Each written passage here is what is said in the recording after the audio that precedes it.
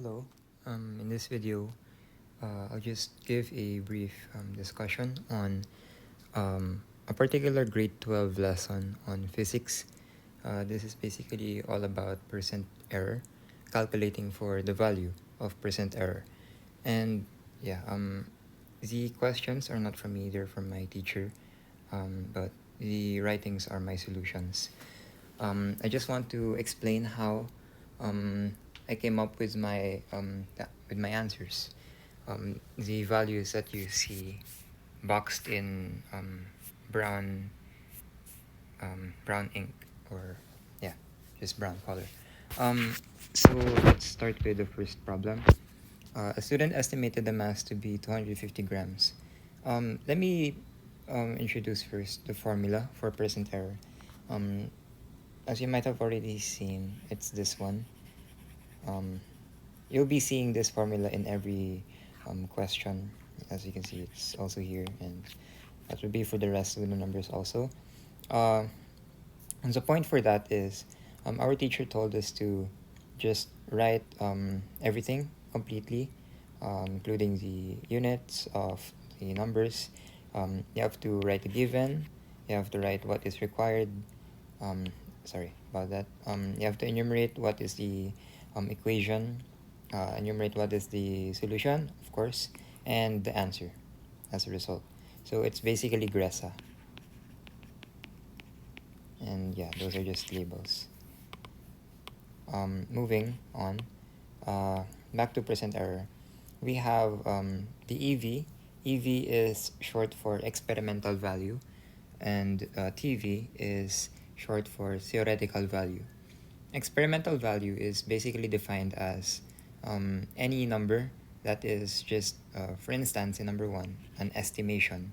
So we all know that 250 is our EV, and the theoretical mass, from the word theoretical, you can know that 240 grams is our TV. Theoretical value is basically a standard value. For instance, the standard gravitational acceleration on Earth is 9.8 meter per second squared. So that's a fixed value. Um, for instance, the density of gold, pure gold, it's a fixed value. It says here 24 karat is 19.3 grams per centimeter cube. So yeah, those values are fixed. They cannot be changed. They are naturally the way they are. And yeah, for the solution, you just plot in the values. So 250 grams minus 240 grams. The numerator is under absolute value. So um, it basically means the number is going to be positive, not negative. Um, and then theoretical value in the denominator, and then times 100 to make the value up in percent form. So basically 10 over 240 times 100, that's 100 over 24. And of course, in physics, at least for my teacher, the value, the final answer has to always be in decimal form, not in fraction form or any, yeah, just not in fraction form. Make it in decimal form, and it's a percent. You know it's a percent because you multiplied it by 100. And 100% is part of the formula. So just memorize it and you're good. You just have to analyze which is your EV and your TV. So for number two, a student measured the temperature of boiling water and got an experimental reading of 96.5 degrees Celsius. So experimental. So that's a keyword. You know that 96.5 is therefore the EV. And the temperature of boiling water is our theoretical value, although it's not stated in the problem. It's already recognized that the temperature of boiling water is 100 degrees C. So, yeah. Speaking of which, I'll be searching for a table of fixed values. Standard your list.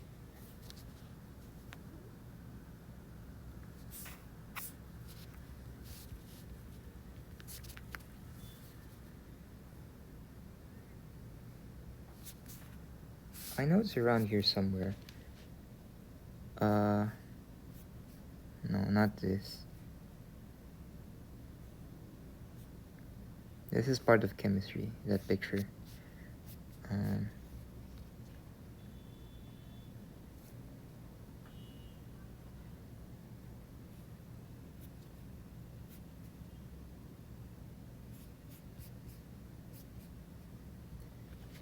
I won't be able to find that picture, but yeah, one of the theoretical values, reasons. For instance, the boiling point of water is 100 degrees Celsius. For freezing point on Earth, it's 32 degrees Fahrenheit or 0 degrees Celsius. And 0 Kelvin, I believe that is negative 273 degrees Celsius, in other words.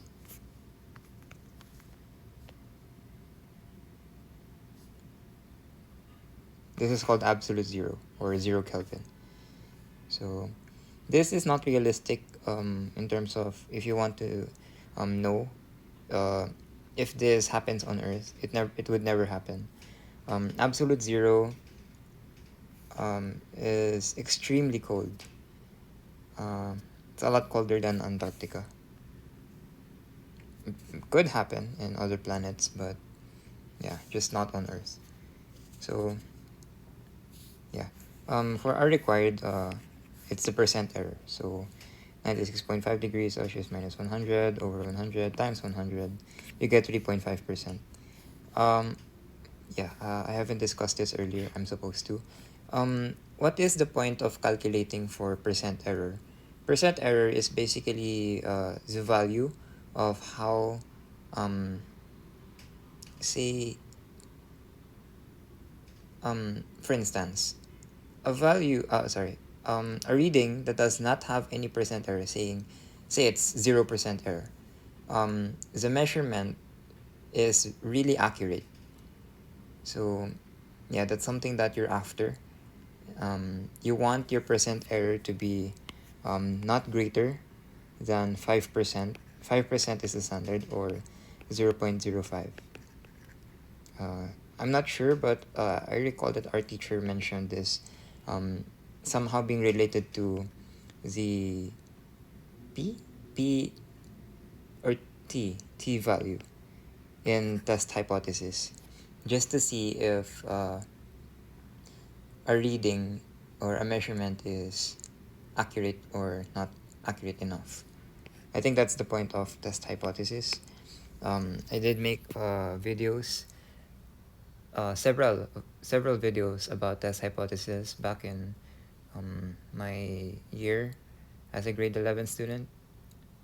That was a few months ago. You might want to check it out. But yeah, for number 3, experimental measurement was taken at 10.9 ml, so that's our EV. Theoretical measurement is 9.6. What is the percent error?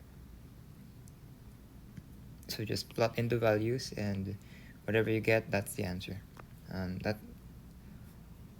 The following problems are basically looking for the percent error. For number 6, this is a little more challenging.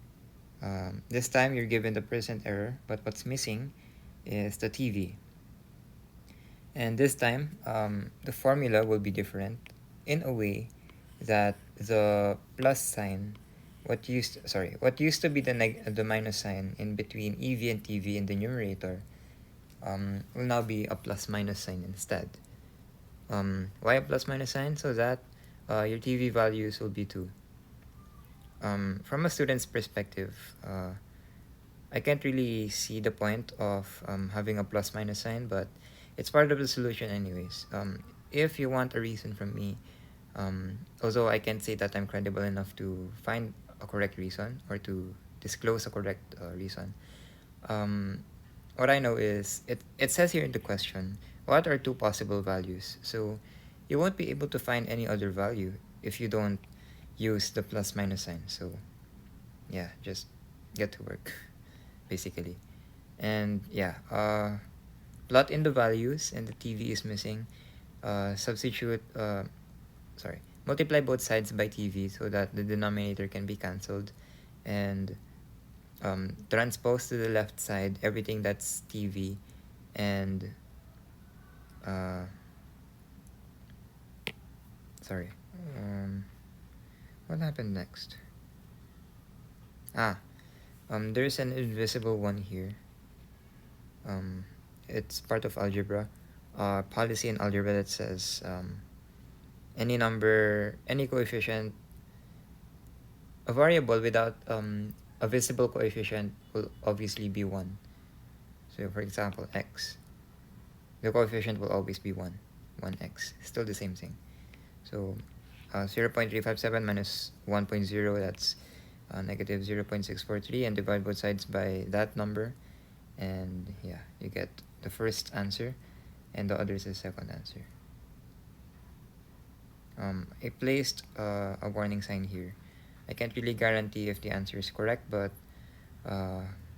yeah, there isn't exactly an answer key for this. But for number 7, pretty sure things went okay. 15.2% error is the percent error, and the TV is 25.3. What's missing this time is the EV, the experimental measurement.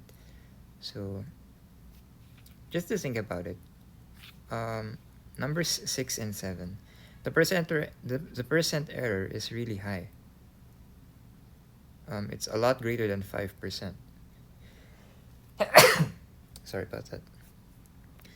For number 7, it's not that worse compared to that of number 8, 35.7. But yeah, it's still above 5%, so it's still quite inaccurate. 21.4 is still kind of far from 25.3, as well as the theoretical value is also far from the 29.14 or 29.15. So yeah, some basic quadratic solution, and you get the answers. Now we move on to vectors. This is another lesson related to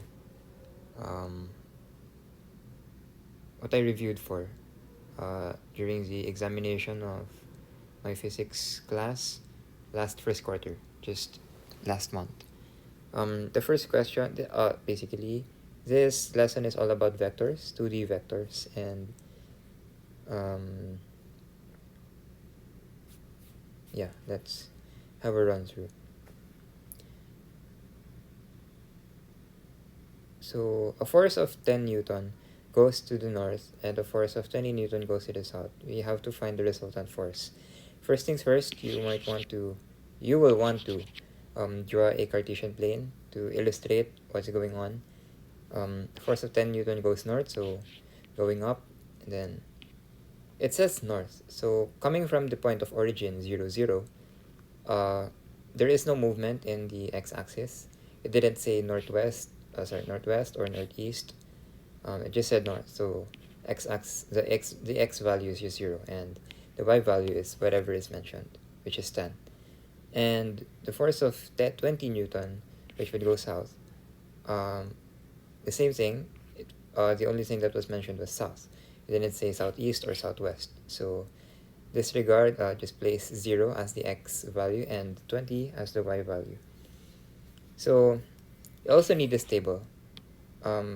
Always memorize how to make it. So these will be the parts of the table, x and y over here, and then v1, v2. V is basically a vector.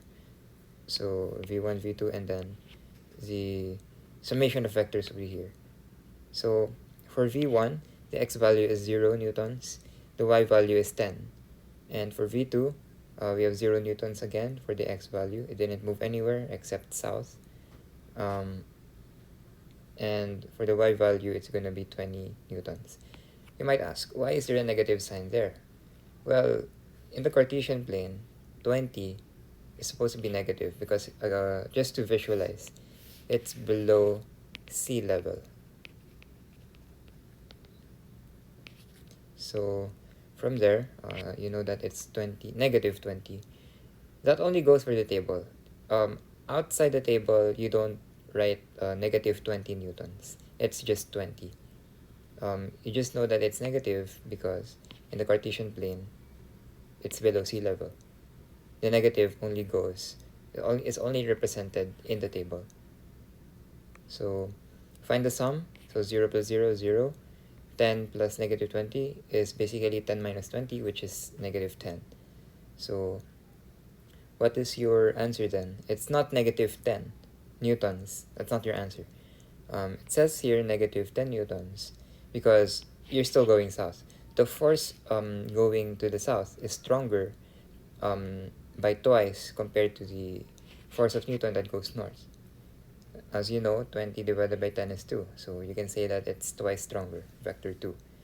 So 10 newtons, and because it's negative, you write south. So yeah, that's it. And you can also draw a Cartesian plane to visualize it. But I guess you draw the Cartesian plane, this new Cartesian plane first before writing the answer. That's a complete solution. So, number 2, a jogger runs, you're given these values that are in scientific notation. They're just going to confuse you most likely, especially if you're not a master of converting decimals to scientific notation and back. Basically, a jogger runs 3.0 times 10 raised to 2. You can rewrite that into just 300 meters. And the same thing for the vector 2. It's 500 meters. It's a positive exponent, so you move your decimal point twice to the right. So what is the total distance that she ran? Basically, the answer to that is adding 300 and 500, which is 800. That's it. Distance is the entire journey, how far the entire journey is. And the displacement, there's a difference between distance and displacement. Distance is a scalar quantity and displacement is a vector quantity. The total displacement is associated with the resultant vector. This is direction and magnitude at the same time. For distance, it's only magnitude. There's no direction because it's scalar. Scalar is characterized as having no direction. So v1, x is 300 meters, y is 0, since it says here due east. So there's no movement in the y. It didn't go anywhere up, only at the very right. Only right always. And for south, the vector 2, again, x is 0, and we have 500 meters, which is this time negative. So find the summation of vectors, 300 meters and negative 500 meters. Yeah. And this time, you have to draw the Cartesian plane to represent, to visualize what's going on. So 300 meters is our x value, so somewhere here. And then for our negative 500 meters, it's somewhere here. And you find the point where they intersect, which is here, and then form a triangle. When you form a triangle, for instance, this is a Cartesian plane. The triangle should always be any of these. Sorry. There. For instance, in quadrant 4, your triangle cannot be like this. It can only be like this. For you to remember, imagine this is a necktie. Sorry, a shorter version of the necktie. I'm not sure what it's called, but yeah, something like that. Or the Pause Play video, or Black Widow's belt. The emblem and the Black Widow poster look similar. So that's one way you can remember it. One mistake in drawing the triangle, the rest of your solution can be wrong. So make sure you memorize. Now, an angle here, your angle theta, say it's theta, it will always form from here. It will always surround the point of origin. Your angle cannot be this or this. Our focus is this one. So, what we're looking for is the displacement. The displacement, or basically the magnitude of sorry, we all know that the displacement has two things, magnitude and direction. So we'll be computing for magnitude first. That magnitude is basically the hypotenuse of the triangle. So given that we have the adjacent side, if you remember your trigonometry, this is the adjacent side, this is the opposite side. From the perspective of theta over here, we can just use the Cartesian plane. We can just use the Pythagorean theorem. C squared is equal to a squared plus b squared. Look for c, and that is our magnitude. Now, to look for the bearing or the direction is basically the bearing, or the degrees value, and where it's headed. It says here in the problem due east and due south. So southeast, that's where we're headed. But the bearing is also important to find. We use TOA, tangent is equal to opposite over adjacent, such that always know these are fixed values. Opposite will always be the y value, and adjacent will always be the x value. So this is the x, and this is the y. To memorize, you're not supposed to confuse this. So if you want to memorize, let's say the adjacent side is x. Well, this is the x-axis, and this is the y-axis. For the y-axis, your opposite side has to be parallel to it. For the adjacent side, it has to be parallel to the y-axis. But in this case, it didn't really move away from the x-axis. It just remained along it. So yeah, mathematically it's wrong to say it that way, but it's easy to memorize. What you're after for is memorization. If you have another technique on how to memorize it, whatever helps you, that's what matters most. So back to the equation that we have. TOA, tangent theta, is equal to 500 over 300, or basically 5 over 3. 5 over 3 is equal to tangent theta. We look for the arctangent, which is basically the tan raised to negative 1, and then whatever that value is, which is 5 over 3. Place that in your calculator, and your answer will be this. And for the total displacement, you just write the entire thing. So the jogger is 583.0519 meters, 59.03624 degrees south of east. You don't say southeast. I think you can, but to be safe, my teacher, basically, this is deemed correct in my teacher's eyes. So yeah, whatever your teacher says could be an acceptable answer, then follow. So we have number 3. This is easy, similar to what we had in number 1. So after completing the tables, write the Cartesian plane, and we all know that this is just going up, so it's north. That's the direction.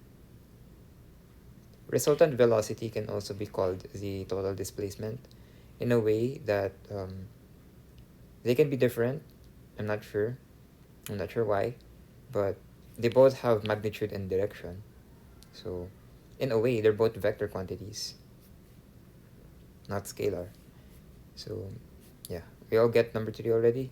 Let's move on to number 4. Number 4, this time we're going to play in quadrant 1, not 4. Due north 181 mph. So yeah, build this Cartesian plane. Place in the values, v1's coordinates, v2's coordinates. Find the sum of the vectors and draw a new Cartesian plane forming a triangle. And you look for the hypotenuse, which is the magnitude, and you look for the bearing, which is you basically use tangent again, TOA, of SOHCAHTOA. Tangent theta is opposite over adjacent, y over x, as always. Keep remembering. Opposite will always be y, parallel to the y-axis. Then adjacent will always be x. Although I think in this lesson, in 2D vectors, it will always be the same line as the x-axis. Just to think about it. So you can't really say it's parallel, but they have the same direction. They're all horizontal. They're both horizontal. So look for the arctangent 181 over 45, and you get 76 point blah blah blah. And then just combine the two answers together. This one, um, the previous questions that we had, I know, I'm pretty sure about the answer. This one I've tried to answer some time ago. Uh, I could say that this is the hardest question, although it looks simple. Number 6 is easier, as well as number. Yeah, I think we're only up to number 6. I don't know. Let me see. Where is my? I remember studying the concept some time ago.